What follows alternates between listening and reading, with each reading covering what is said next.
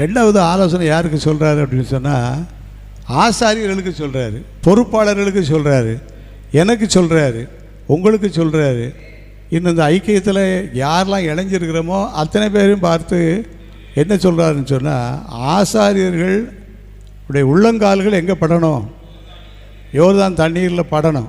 உடன்படிக்கை பெட்டி சுமக்கிற ஆசாரியருடைய உள்ளங்கால்கள் அந்த தண்ணீரில் பட்ட மாத்திரத்து அங்கே ஒரு அற்புதம் என்ன செய்யும்?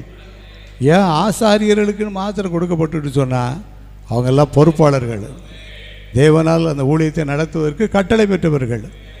இந்த கட்டளை பெற்றவர்களாக நம்ம எல்லாரும் வந்திருக்கிறோம். இன்னும் யார் யார் இந்த செய்தியை இணைஞ்சு கேட்டுக்கிட்டு இருக்கிறாங்களோ அவங்களையும் குறித்து சொல்லப்பட்டிருக்கிறது. உடைய உள்ளங்கால்கள் யோர்தானில் பட்ட மாத்திரத்தில் அங்கே ஒரு அற்புதம் என்ன செய்யும்?